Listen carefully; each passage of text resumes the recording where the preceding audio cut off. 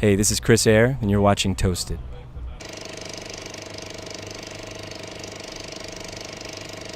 Chris, welcome to Pinkpop. Thank you so much. It's really good to be here. You got some time to look around and actually see some bands, or is it like full on? I mean, it's just that today I have walked around a little bit, and it's really big. People said it was big, and they were right. It's a big festival. So I'm hoping after my set I have like another few hours I can just like go enjoy it a little bit. Last time we talked was at Starbucks in Amsterdam, where you did this amazing gig for a few lucky fans.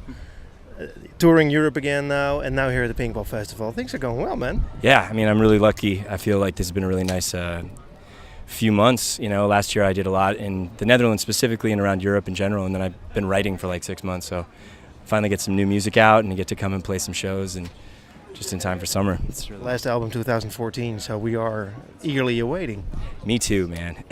What took you so long? I know. I just kept writing, and then as I'd written about an album and a half worth, and then I kind of started something new, and so that's been the last 6 months or so. It's just building on a kind of a new sound, and So when will you release it? What do you think? When will it be done? well, you know, I'll start putting out more songs from it faster this year. I'm going to kind of preview some part of it, and then I'm hoping by the end of the year that they put out the official release date. Kind of depends on, you know, the songs are well on the way, so I kind of want to give them each a chance to get heard, and then, you know, because it's kind of hard to digest a full album all at once, but I really want it to be, you know, printed, be able to sell something at shows and be like, this is the thing I've been working on. So So you're going to put out first a couple of singles, like you have a new single out right now, but you're going to put out more, and then after a while, we as fans can enjoy the whole album. I mean, that's the idea, is that like this is the kind of a single where I'll give it a few months, but I think I'll start previewing the album maybe, you know, where it'll be like a pre-sale kind of thing, and that's all me just talking, but I think that's that's kind of the plan. Stay Another Night, the new single. Could you tell me a little bit about it? How did it come about, and what's it about? Yeah, I wrote it with a friend of mine who's actually an Amsterdam songwriter named Leon Paulman, and yeah, and his artist name is Palm Trees, and we've written together a bunch now. Every few months we'll kind of get together and write, and we were kind of feeling like an upbeat song about what it's like to break up, and you know, you go through the stages of grief, and denial is one of those stages, and so this is a song about like an upbeat, let's have a good time, not think about the future. That's the perspective this song came from, and he and I have both had experiences like that semi-recently. So yeah, so that was it was it came from kind of like, we didn't want to sit and write a sad song. We wanted to write like a get yourself out of that feeling kind of song, and I actually think those are my favorite kind of upbeat songs, is the ones where you're like trying to convince yourself of something, and that's why you keep singing the chorus again and again. It's like, Is this track like a benchmark for your new record? Is this what we can expect? I think it's the upbeat side of it, yeah, and I think this record's going to have a lot of diversity in terms of, I did start as a solo acoustic artist, and it's been really fun to take that sound and to kind of lift it energy-wise. Some of the songs will be more true to that, and some of them are going to be a real hybrid, like this song is, of like live instruments and some sequenced stuff as well. So Will you tour the album as well?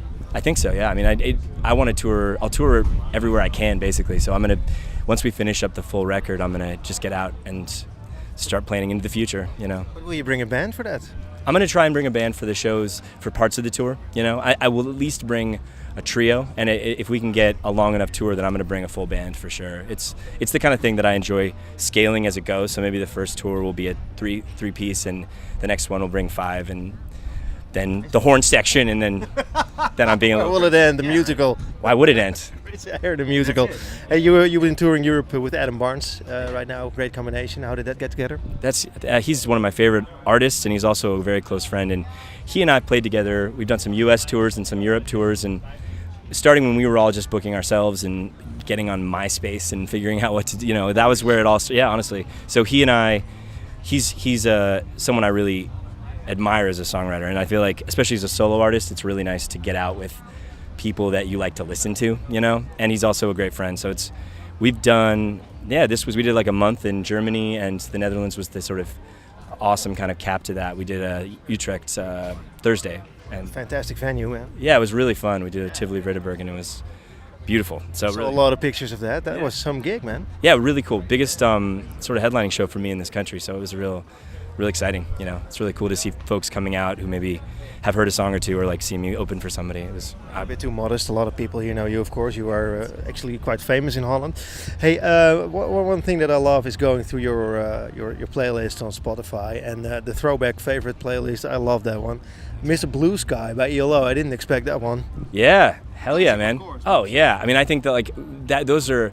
I like making those playlists because there's songs I like to listen to, and I also find them to be kind of inspiring when I'm writing or producing. And that throwback one is like sounds that I love, you know. And I think ELO, first of all, their records are amazing, and also the kind of like Jeff Lynne's influence on Tom Petty and how it became kind of amped up pop version of what the Heartbreakers did, and I find that kind of interaction so interesting. So I love listening to ELO. You're a Tom Petty fan, right? Yeah, big Tom Petty fan. Yeah, all of it. You know, like that's what I love about Tom Petty is you can listen to 30 years of records that range so much, and you can learn. We were joking in the car like a week ago. It's like you can argue two different production styles, and there's a Tom Petty record to back each one up. Like, no, you got to do it this way. No, it's like he did them all. You know what I mean? So it's kind of Amazing cool. guy. Hey, a one-off again in your list. Water Runs Dry by Boyz II Men. Yeah, man. How dare you? You know what? That's like one of those like soulful R&B tunes. I would not be able to pull it off if I tried to write a song like that. Maybe I would. I don't know. No, probably not. Hey, again, the new album. You talked about breaking up with your girlfriend, which of course is a sad thing. Is this a personal album? Is it about how you are, what you experienced? Yeah, I think that I always write from a perspective of like, I can't write about things that I have no idea about, but I think more so it's a record about kind of like, it's not just a this is where I am right now record. It's kind of like this is what the last 10 years have been, you know, like what it feels like to get out and play music and what you lose and what you gain, and that's kind of what the record's about, honestly. It's not, I wouldn't call it like a breakup record or, you know, but I'm trying to sort of just, I think it's the most honest record I've made for sure. And it's interesting to some people. For me, it's interesting to write songs that some of them are more of the pop songs actually that feel very honest, the kind of like expression of building something transformative, hopefully, you know, the positive sound that kind of gets you out of your own way, maybe. That's been sort of an experiment that I've really enjoyed. So. Wow, cool. Hey, will there be vinyl? Because I mean, you were known for releasing vinyl yourself as well. Love to, man. Yeah, there's definitely going to be. That's like, it's sort of silly, but like that's like why I want to get the LP done, so that I can have it like, look, it's done. It's like songs all together on a piece of plastic. It's gonna. Hey, lots of turmoil in the world right now. Dreadful attacks. The Rock Werchter festival, a couple of hundred kilometers from here, actually got cancelled for a day because of a bomb threat. Then you have the awful attacks in the UK. What's your opinion on this? I mean, it's really scary. It's I think that it's obviously this is something that's been happening all over the world now, and we're all kind of. I feel like musicians and fans and everyone doesn't really know what to do, but I am very heartened by the reaction that a lot of musicians and a lot of concert goers, that people are trying to answer the fear with a certain amount of like a rejection of it, you know, that people are choosing to be positive, choosing to find bravery and connection when it's so easy to get scared and distance yourself from others. And I feel like that's what terrorists want. I think that's the kind of hatred in the world wants everyone to get divided and good and scared. And I think, I don't know, it's a silver lining at least that we can kind of build situations that make people feel connected and build a sort of loving, positive environment, because I think there's a lot that needs to be done, but that's certainly got to be a foundation of it, I think. So it's definitely heartening given some of the stuff that's going on. Thanks, man. Yeah. Nice tattoo. Yeah, this is my set list. Wrote your set list Yeah, on your I wrote my arm. set list on my arm because, yeah, sure. This is today's set. You always do that. Yeah, I do. I did it a few years ago because I lost 3 shows in a row. I lost my set list, and I was like, I'm never gonna lose my set list again. And so now, if I don't have a marker, then I'm really screwed. But yeah, exactly. That's it. Yeah, I was like running around looking for a marker earlier. I was like, how do I do? But we're good now. So Hey, thanks so much for your time. thanks for having me, man.